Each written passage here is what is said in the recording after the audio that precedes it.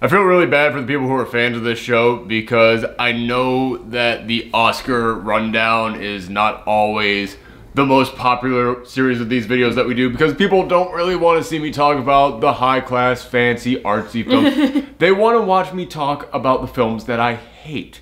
They want to see me rant and rave. They don't want me to talk about the Oscars this weekend. They want me to talk about that new Death Wish film because they just want to see me get angry at movies. And I understand that. I love watching other critics get enraged at films and just badmouth films. It's fun. I don't know why. And that's why I feel bad for the audience of this film out there. That's why I feel bad for the audience of this show out there because they have no idea that I fucking hated this movie. This is the review you were waiting on. You were waiting, like they were like, I know that my audience is looking at these videos this weekend like, oh, he's just gonna be praising a bunch of artsy indie films. I don't care about any of that. I want to see him get mad. If people think that you praise artsy films, then they haven't been watching you that long. True. So I do like a lot of artsy films, but I mean, I'm not like instantly won over just because a film will go long stretches of time with no one saying a goddamn thing. Oh my god, is that happening in this film? But that ain't even in the top 10 problems with this movie. Oh my god. Hey everyone, it's me, Aaron. I'm Michelle. This is our Oscar rundown where I'm looking at all the films that were nominated for Best Picture that we hadn't already covered this year. And today we're talking about Phantom Thread. Okay, let me just go ahead and say, I know there are people out there who did love this. This thing has a 91% on Rotten Tomatoes and the audience score is 70%.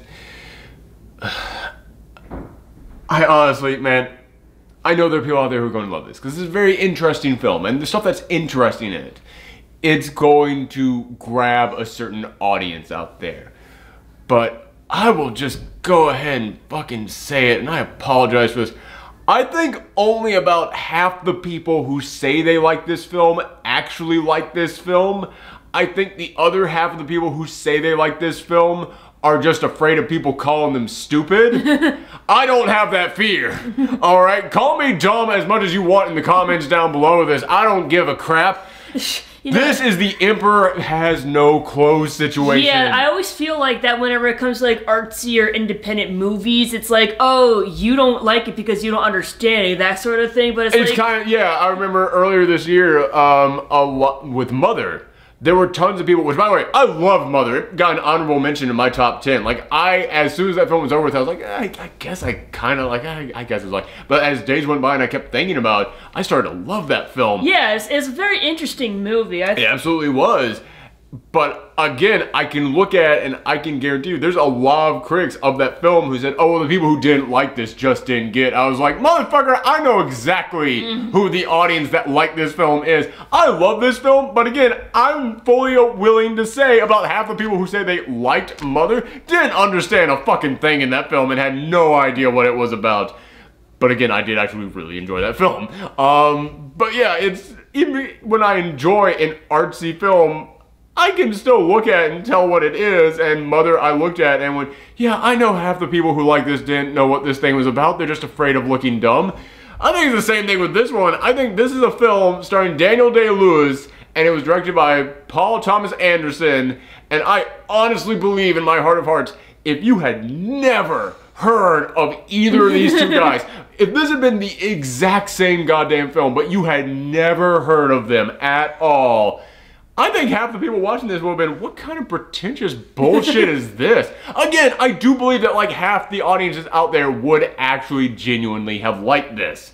But I think that there's another portion of the audiences out there who are just kind of like, oh, well, it's Daniel Day-Lewis's final performance. It's Paul Thomas Anderson who does such fascinating roles. And it's like, no, fuck off with that. I have never been a fan of the auteur theory, which is that, oh, well, each filmmaker has their own taste and their own style, and you should be able to embrace that, and they should be allowed to do whatever they want. It's like, yes, a filmmaker should be allowed to do whatever they want, but if they make an absolute piece of shit, just don't come in here and say, oh, well, that's just what they do. Well, what they do is a piece of shit. That's one of the reasons why I've never been as big a fan of Tarantino as everyone else out there. I think that's another guy out there who people tend to praise for making films that aren't that praiseworthy, but that's a whole other argument. But this film, oh my god, okay. This movie, it is about, let me look up his name. It's Daniel Day-Lewis plays this dressmaker in the early 1950s in Britain, and he is like the biggest dressmaker ever. He is a guy who you can't even look at one of his dresses unless you're willing to buy it. There are people out there saying they want to be buried in his dresses. Like, he's at dinner and total strangers are coming up like, we just love your dresses so much. Like, he is a celebrity. It's like, okay, that's kind of an interesting type of character. We've never really seen that. Reynolds Woodcock is what he's called. But when this thing opens up, he is sitting down to eat with, and I thought it was his sister the entire time, but I went and I watched other people's reviews of this, because I was like, okay, someone explain to me what the fuck you like about this that I'm not seeing, and no one could. Like, I listened to the people who like this, and even the people who I listened to who like this was like, yeah, but you know, it's weird. Like, there was nothing that I heard anybody say about this film that I hadn't been thinking while I was watching this film. But yeah, I kept thinking that was his sister, but some of the critics I listened to said it was his sister, some said it was his assistant, and I just looked up in the credits and was like, oh, they never say her actual last name in the credits. Interesting. I assume it's his sister, because there is a moment in which a doctor says, Mrs. Woodcock, and she says, yes. I was like, oh, okay, so that's his sister. But yeah, so I'm just gonna say it's his sister, but Leslie Manville plays Cyril, who is like his sister slash assistant, and she lives with him there, and she's the only one who doesn't put up with his shit, and she's actually kind of the most entertaining character there. But when this film opens up, he is living with Cyril and also with some other woman there who appears to be like his wife, girlfriend or something, and he just can't stand her. And like Cyril even says, like, would you like me to get rid of her, or is she just going to lie around and get fat until you just don't care for her anymore?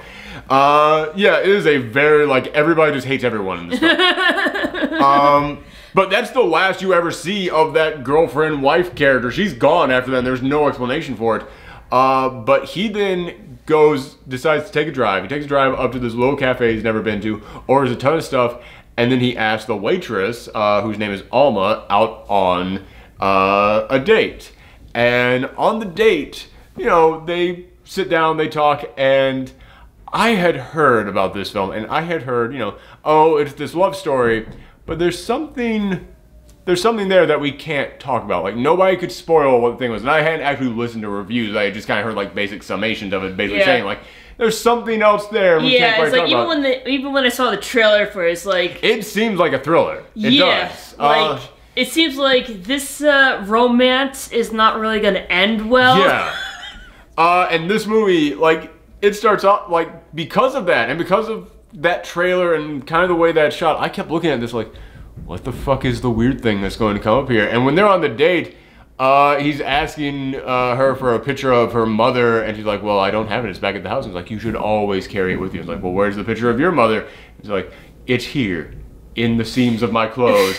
And he had apparently taken locks of his mother's hair and sewn it into all of his clothes. And I was like, oh, he's going to turn around to be some Norman Bates shit. Yeah, seriously. Yeah, that's definitely where this is going. And nope, that's not where it goes. And I kept looking at this as like, he's such an odd fellow. Like, he just badmouths everyone. Like, he just kind of, like, he only cares about the dresses. Like, there is a moment in that sounds like the very typical, like, obscure artist. Very much so. Yeah. Yeah, like, oh, I always like put this in my artwork, and I only care about this and that. Like I said, there is a percentage of the audiences out there who I think will understand this film, and they will totally dig this film for what it is, and I think that those people are people who are going to be able to relate to these characters on some level, because this really does end up becoming a story of this artist who only cares about the art, and his girlfriend who is like, well, can't I help out? Can't I be a part of this? Why don't you want to talk with me? Why? I feel like I'm just a nuisance to you. I feel like I don't matter. And like, he just badmouths the shit out of her nonstop. Like, there's a moment in which he has got everything down to the fucking letter on how he does everything. And one day she goes to his assistant sister and says, I want to send all of the help home one night, and I want to just cook for him. It'll be a nice surprise. And she just goes, I don't think that's a good idea. dear. He will not enjoy that the way you think he will. Like, she is just telling him flat out, like, no, this won't end well. And yeah, she sends them all home one night, and he comes home, and he goes, where's the maid? Oh, I sent her home.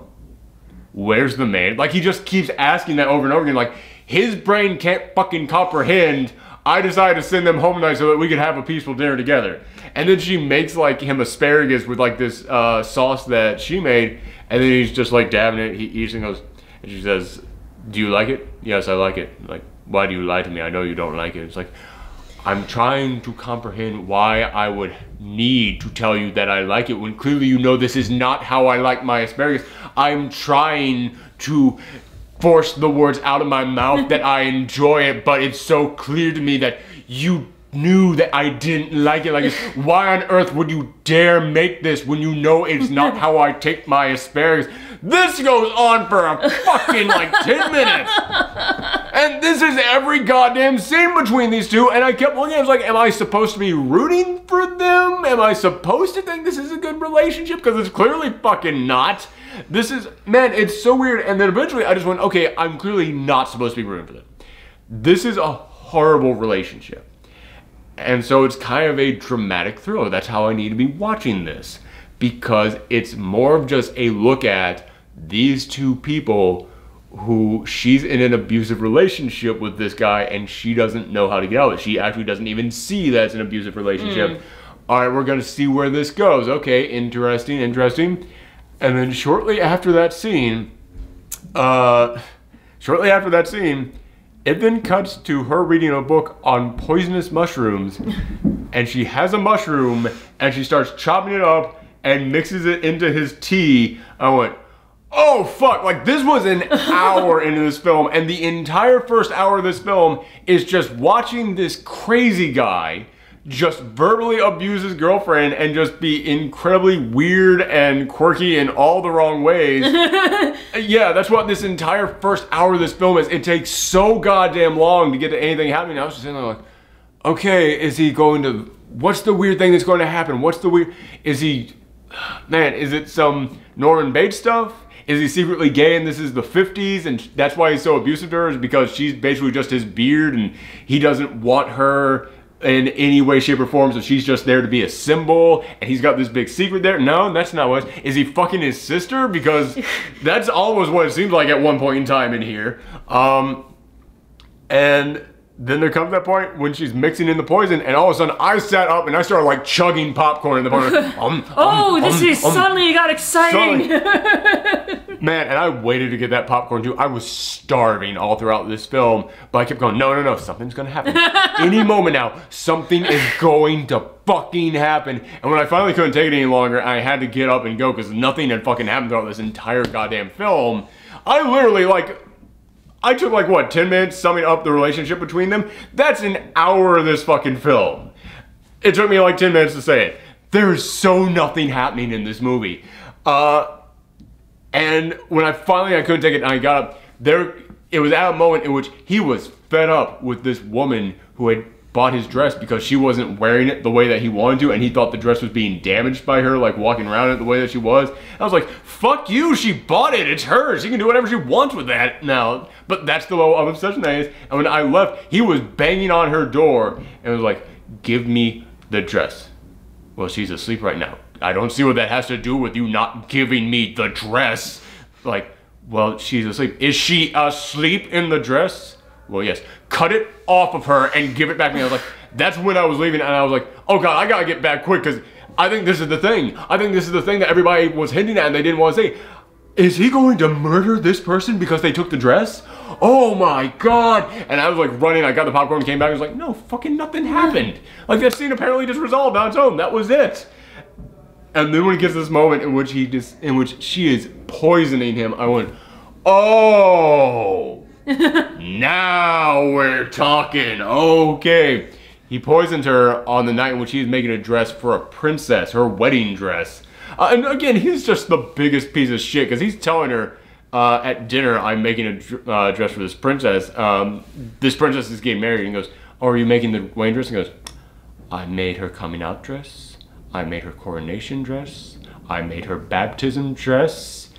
Why do you think I would not make the wedding dress? And I was like, fuck you, ass! Like, there is nothing that makes you enjoy watching this character other than the fact that Daniel Day-Lewis is acting his ass off and he's an interesting character. But I mean, again, it makes you look at it, it's like, god damn, will someone slap the shit out of this motherfucker? Chops up poisonous mushroom. Oh! Okay, I'm here with you now. Alright, this was all a revenge movie leading up to this moment. Got it. Good, because he was a piece of shit. Time to get revenge. I mean, granted, I'm not exactly rooting on you to poison the guy, but... better than nothing. Someone needed to do something. And then it's on the night when she's making this dress, and then he drinks the tea, and then he's walking around the dress, and he starts swaying, and then he just kind of passes out. And they take him up into the bed, and she's now taking care of him throughout the night. And like they even call a doctor, and the doctor comes in, and he just goes, fuck off. And like keeps telling him, fuck off until he leaves. Sorry. No problem. He keeps telling him fuck off until he leaves, and it's like, yeah, that's the kind of guy this is. Even when he's on his deathbed, he tells the guy trying to help him, go fuck yourself. And eventually he leaves, and again, it kind of got to this weird moment there in which the doctor is leaving and says, well, thank you very much, Mrs. Woodcock. And then this is why I can only assume it was the sister. Again, I was 100% convinced it was the sister until like I saw all these critics who just kept calling her the assistant. I was like, did I fucking miss something? Did I read into that too much? Maybe I need to watch this again, but I'm not fucking watching this again. But yeah, when he's leaving, he says, goodbye, Mrs. Woodcock. And then both the girlfriend and the sister go, goodbye. And then they look at each other like, and I was like, oh, now the sister is going to get pissed that the girlfriend is taking care of him instead of the sister, and now the sister is going to start plotting some shit against the girlfriend. Oh shit, things are going down. And no, everything is fucking resolved right after that, because he gets all better. Bam, he's all better right the very next day. Fever breaks, he's fine. However, then it takes an interesting turn again, because like I said, I was like, oh, okay, so she didn't murder him, so then what was the point of all this? And it's like, did he learn his lesson to not be a douche? No. Of course not. What happens after that is that while he is having a fever, he sees his mother standing at the foot of his bed. No, so it's like a fever dream. Yep. And she is standing there, and then he goes, I think about you. I dream about you at night. I wake up sometimes calling your name. I just miss you so much. And he's saying this to his mother, and it's like, okay. And then the girlfriend walks in there, and she starts taking care of her, and she starts walking around the ghost of his mother, just standing there, and she's taking care of him. And then the next day, he says, I want to spend the rest of my life with you, please marry me. And they're like, oh, I get it. He's got like a mommy thing. Yeah. And he wanted someone to take care of him when he was sick. And that's why, like, that's what this is. Like, the mother's the only one who really took care of him. So now that he was sick, she took care of him, and now all of a sudden he's in love with her all over again, and he wants to get married. They get married, and earlier on in this film, they're having breakfast, and she comes in and she starts like buttering her toast and she's like cutting the toast, eating it. The sound editing there, I get that it's supposed to make you as annoyed with her as he is, but I was like, dude, this is to cartoonish levels at this point. But they get married, they go on their honeymoon to some big like lodge up in the mountains, and they're out on the, what do you call it, the terrace, the balcony. They're on the balcony having breakfast, and he's just in there like, I was like, it's the next day and you already hate her again. Dear God. Again, you look at them getting married and you're like, oh, this is the start of a change. Let's see where this goes. Will her poisoning him ever be revealed? Will that come back out? Okay, interesting. No, it's not revealed. It doesn't kill him. They get married, but then the very next day, he's right back to where he was, and she's right back to where she was, with him hating her. And then, like, they're playing a board game that night, and she's, like, shaking dice up, and she's just shaking him forever. He goes, I think they are well shook by now. And it's like, fuck, well, she's already miserable with him again. He's miserable with her. What was the point of any of this? Nothing changed by them getting married. Nothing changed by him being sick and her taking care of him. It was like, you got one nice day out of that. What the fuck is the progression? What is the growth with any of this? Oh my god, and then... Although I like to think that's like a social issue, like, marriage doesn't solve Yeah, I mean, your that's a very good point. Yeah, so... Which again, there's little things in here that I give it credit for, and that is one of them. Is like, okay, there is that message that getting married to someone doesn't automatically fix things. If you don't like someone, getting married to them won't fix it. If you don't like who you're married to, having kids aren't going to fix it. Like, yeah, and that was like a really big thing in the 50s, just like marrying and having kids, and that'll automatically solve all your problems and you'll be happy. It's like, no, that's not really how it works. Exactly, and that's the thing. I can look at that idea and see like, okay, cool, there is a story there. But I mean, it just happens one right after the other, and it almost seems like the filmmaker isn't even aware that that could have been a message to this film. It's just a series of events day after day, and it's like, what are you doing for this? Like, what was the point of any of this? Like, this film is shot like there is no fucking point to any of the things that are happening in it. It's just shit happening. And it all leads up to, like, and yeah, she's miserable because she gets invited to a New Year's dance, and he's like, I don't want to go to the New Year's dance.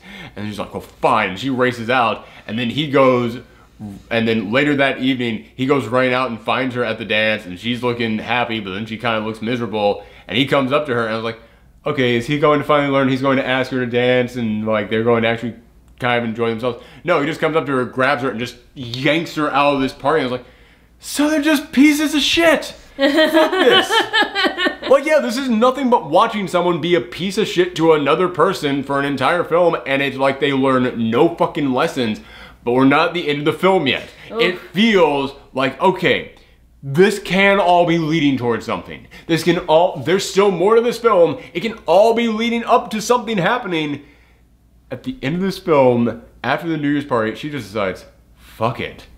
And gets another poison mushroom, puts it in his omelet, and like she is chopping up while he is staring at her. And I have heard people compliment how this film is shot. I think this film is shot insanely basic. Like, the house they're in looks nice, the dresses they wear look nice, but there's nothing interesting done with any of the cameras. There's no really fascinating shots except for this one where so she's like basically like people are praising the sets. Yeah. And the costume design. Yeah, which, hey, if you want to give us costume design, yeah, I mean, you know, it's about a guy who's well known for making beautiful dresses, so it makes sense. It better look good. It better. So yeah, they achieved that at least. But the only shot in this entire film I thought was interesting was when she was chopping up the poison mushroom, and you just cut to him with his sketchbook, like, over there staring at her sketching. I was like, okay, that's actually not bad. Okay, that's fine. And then she makes the omelet, feeds it to him, and then he is like halfway through a bite, and then he like freezes with like a fork in hand, just pointing at her. And this is how goddamn slow this film is. It's the shot of him like just holding there with the food in his mouth goes for so long, I literally thought the projector broke. Like, no moving, just. It's like 3 times that long. And I was like, oh my god. And there was no music either? No music, no sound, no nothing. And I was like, dear God, just because you take forever to do anything in your movie doesn't mean it's smart. Just because they're willing to hold on a scene doesn't make it smart if there's no reason to hold on the fucking scene. Honestly, it kind of makes him seem dumb because it's taken him like that long to figure out that the mushroom is poison. He's like, Oh, it's not even on his face. I'm doing this wrong, by the way. It's just I can't really angle myself correctly. It's like, so it's just like shot on her, and he's like. I was like, dear God. And it's like, I don't mean to like pick on that one shot, but I mean, that's the kind of stuff that's in this film all throughout. This whole film was like, I fucking got it. Go to the next shot already. Go to the next goddamn scene. We understand.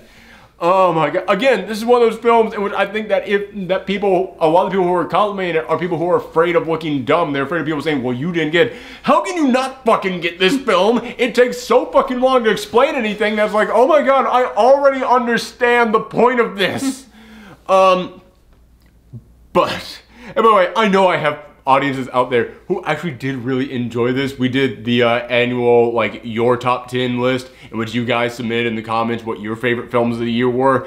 And there were like 2 people, I think, who said Phantom Thread. And I was like, again, man, I think half the audiences out there really did enjoy this, and this really did speak to them. And hey, if it did, that's totally fine. I'm just pointing at that percentage of the audience that I know is bullshitting on this one, because I know they didn't actually enjoy this. They're just afraid of pointing out that, of saying the emperor has no clothes on this one. I'm mainly using that metaphor because it's about a dressmaker. But he's holding on that, and then finally she leans in and says, I want you on your back, sweating, sweating, sick, unable to move, and I'm the only one who can take care of you. I want you sick. And then he just, kiss me before I'm sick. And then he leans in and he starts making out with her. I was like, is he going to like vomit the poison mushrooms back into her and like poison her or something? Like, no, he just starts kissing her, and then he sits back down, and then he picks up the other one. And then it cuts to them in the bathroom. He's sitting on a chair next to the toilet with a bucket in his lap. And she is like saying like, oh yes, oh, she's like, oh my honeybee, oh yes, it's wonderful. And then yeah, like there's definitely like mommy issues. Fuck like, yeah. Like he doesn't want a wife, he just wants a mom. He doesn't want to. Yeah, and she just wants someone to take care of her. And this is one of the reasons why I say that this is bullshit. The stuff about him just wanting a mom, that's set up at least. Yeah. The idea that she just wants someone to take care of, that's never really set up. No, I mean, like, the idea that she wants attention, that's set up. The idea that she doesn't want to just be a prop sitting there in his house, that's up. She wants to actually have some kind of a role, that's set up. But if your fucking answer to that is, I have to get him crippling ill so that way I can actually have a reason to be here, like, no, man, there's gotta be more to it. You have to have like a sick fetish or something, like, which apparently is an actual thing. I had to look that up last night. I was like, is this an actual thing? Yeah, okay, maybe that's what she's got. So yeah, and I just looked at this and went, you gotta be fucking kidding me. That's how the film ends, and like, they're like just the most, oh yes, my lovey-dovey, oh, I'm afraid I'm going to use the toilet now. Oh, okay, I'll be right outside the door. And it's like, bleh. So, like, this is, I feel like the way you describe it, it feels like a pretentious version of the 50 Shades movie. Yes! Oh my fucking, I had the exact fucking thought. This is the artsy fucking version. This is 50 Shades with all the sex taken out and just with its head shoved so far up its own ass. And what was one of my biggest complaints with 50 Shades? Nothing fucking happens in that film.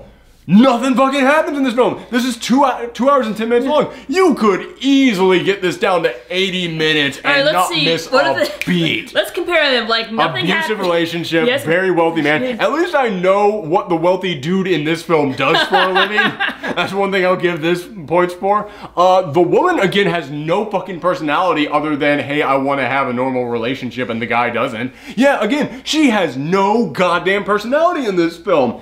The acting in this is good, I'll give it that. Shrug. Yeah, and again, like, one of the things, I was listening to the Double Toasted guys review this, and Corey Coleman, there's 4 guys in the Double Toasted crew, and Corey was the only one who really enjoyed it. Corey Coleman, there's 2 Corys, I should point that out. He was the only one who really enjoyed it, but he said, yeah, the main reason I enjoyed it is just because of the scenery, just because of all the stuff that you see, just all the places that they went. I went, oh my god, that's exactly what people say about 50 Shades. 50 Shades is just this big fantasy of like, well yeah, but now I'm in a big nice house. Now I'm on vacation in the mountains. Now I'm riding in a helicopter. It's like, okay, now I'm on the beach in Venice. And it's like, maybe not Venice, but Italy. I was like, yeah man, again, another thing, just lining up with these two. This really is the, like, the pretentious, well-acted version of 50 Shades. Man, you fucking nailed it on that. And I'm glad you didn't even see it. I'm glad you thought the same thing that I thought. Yeah, this drove me so fucking, like, and I was holding on to this film. Like, I was like, no, man. There's something here. There's something coming. This is Paul Thomas Anderson. He did The Master. He did There Will Be Blood. A bunch of these films. I was like, okay, it's really weird, but there's something there. Like, I know a lot of people didn't like The Master. I love The Master. I thought that film was great. So I was just sitting here like, there's something. There's something. I'm just holding on. Like, just come on, man. There's gonna be something in this. It's gonna be something. There's that thing that everybody's been talking about. And they say they can't spoil in here. And then when it gets to of her poisoning him, I was like, oh shit, now it's gonna become a different film. No, goes right back to being the exact same goddamn film. And I was like, but we're not at the end of the film yet. There has to be a conclusion. There has to be a lesson they learn. And the lesson they learn is just, hey man, we can make this work as long as I keep poisoning you and treating you like a child. And I'm like, go fuck yourself. This movie is goddamn. I did not like this at all. Like, I will give this points because these are fascinating characters. Like, is this based on, like, actual, like... I don't think so. No, this is its own thing. Okay. It might be based on certain characters. Like, The Master was based on Scientology, but it was original characters. So yeah, this might be another situation where it's based on someone, but yeah, because like I know there are like very famous like artists, like musicians and stuff, who are like very picky and obscure. But it's like I know, well, yeah, they were definitely trying to not really to that point. Well, there's some, but I mean, like, yeah, that's definitely what they're going for with this, because he live his life by like, I have a schedule. I must be here at this time. This must be happening at this time. This must go on here. So it's like, okay, I give it points for creating a fascinating character with all of his weird little quirks. I give it points for that. I give Daniel Day-Lewis credit because he is probably the finest actor of our times. Him and Meryl Streep are just both right up there.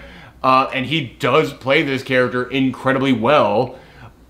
But man, I am struggling to give this any additional points. Like, I would give this... I'm giving this a solid D. I would give this like a 4 out of 10.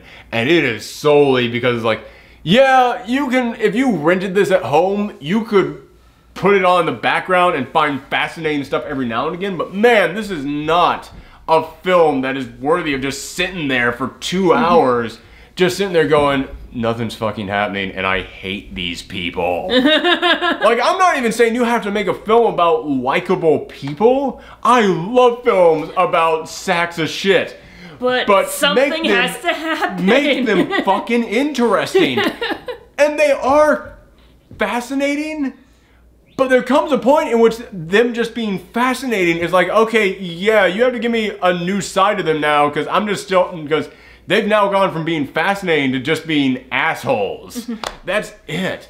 God. So yeah, I apologize to the people out there who did really like this. And just because I'm saying that like half the people who say they liked it didn't actually like it, they're just afraid of being called stupid, don't think that I'm saying you're one of those people.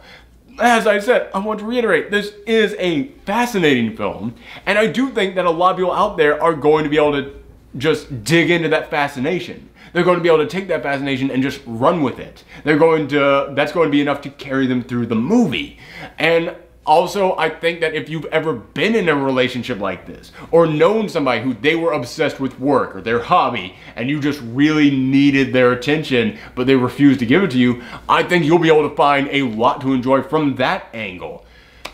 But man, I do not think that, man, none of that worked for me in this. And I do think that a lot of people out there who say that they enjoyed it are really just like, oh, well, you know, it's Paul Thomas Anderson and this is what he does. It's like, well, I don't like that. I don't like that form of criticism. I don't like the, well, it's this guy, it's what they do. It's like, well, if they did it badly this time, then call them on their shit. Yeah, man. And also it's because Daniel Day-Lewis is such a fine actor, and he does do a good acting job in this. And again, that's the reason this got nominated for Best Picture. Like, no one can convince me otherwise. Did he get nominated for a Best Actor? Oh, absolutely he did. I figured. But yeah, you have to remember the vast majority of the Academy are actors. So if they see a film where someone is acting their ass off, it doesn't matter how much bullshit is in the rest of the film, it's gonna get a Best Picture nomination. And I'm looking at this like, man, best acting and costume design are the only things this deserves a nomination for. Everything else in this I thought was garbage. I really did. Like, it doesn't, like, and in all honesty, even if he wins for Best Actor, I've seen all the films that people were nominated for Best Actor, and he's not in my top 2. Like, I definitely think that Gary Oldman from Darkest Hour is the winner at this point.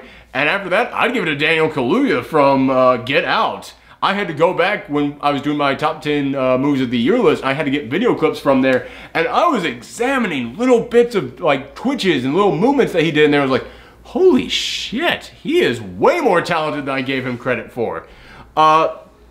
So yeah, he definitely isn't in my top 2, and as we're recording this, we're in the middle of Call Me By Your Name. I think that kid in there is pretty damn good too. He might actually beat him out. I don't even think Daniel Day-Lewis might end up in my top 3 out of those 5 this year.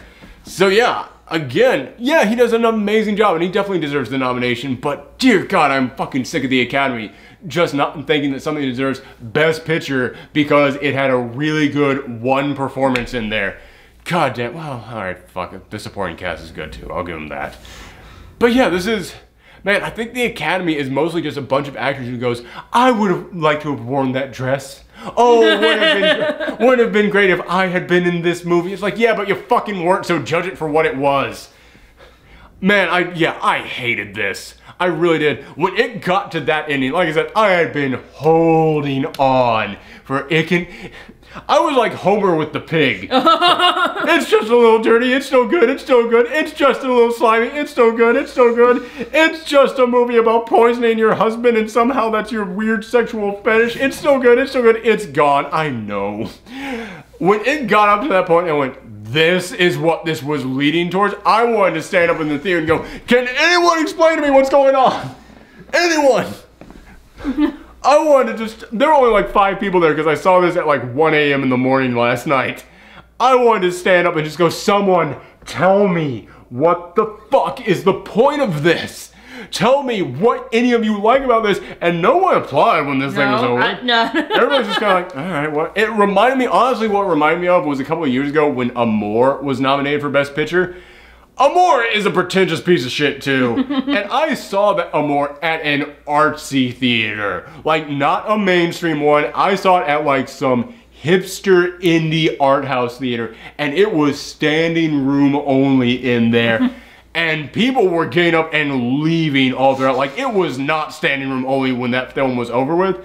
And I was just looking at it, and it's not like young kids going in there who were leaving because they were like, oh, I don't get it. Oh, I guess this is some old people shit. No, it was a bunch of older people in there, like tweed jackets and shit. Like, it was people who looked like art house professors just getting up and being like, this thing fucking sucks, and just leaving.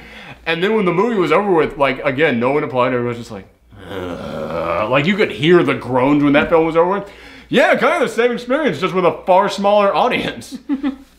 Yeah, man, I say this every year that there's going to be one film that the Oscars nominate for Best Picture that I'm just not feeling it. I just can't agree with them. And we saw Lady Bird. And I saw Lady Bird and I was like, it's good. And if you tell me that it connected to you on some personal level, I absolutely understand that one. Excuse me. Yeah, I absolutely understand the love for Lady Bird. I just didn't connect to it. Or I did connect to it, I just didn't really find it interesting. It didn't capture me in any way. It didn't speak to me the way that spoke to a lot of people. So that's gonna be that one film this year that doesn't connect with me. Holy shit, my apologies to Lady Bird. Because Lady Bird, again, I can look at it and be like, no, yeah, okay, I get it speaks to other people, but I don't find it to be really anything special. I really flat out hated this film. I did. Lady Bird, I said I gave a B+ to because yeah, I think it's incredibly well made.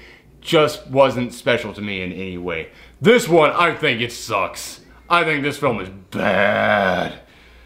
Man, Man, it's really, I'm so sad for that audience that loves to see me rant out there, because I know the only people watching these are the people who's like, oh, Phantom Thread, I really enjoyed that. I want to see what he had to say about that. And like, oh man, I'm sorry for that. And all the people out there who want to see me rant about film, they ain't gonna watch this. Maybe you should have like a playlist of you ranting so people will know what Eventually. to expect. I don't want to go back through all my videos and find all those. God damn, I did not like this. Don't get me wrong, it wouldn't have been on my bottom 10 of the year list. It wouldn't even have been on my bottom 20 of the year list, but fuck, I did not, I do not think this is a good film. But we've got 2 more of these to do, although I think I might also watch I, Tonya, because even though that's only getting acting nominations and editing nomination, everybody said it's fantastic, so I kind of want to see it anyways. So we're going to try and we're definitely going to squeeze in there the Post and Call Me By Your Name, but if I can squeeze in I, Tonya, then we have 3 more of these coming up. But thank you guys very much for tuning in. Come back next time. Bye. Bye.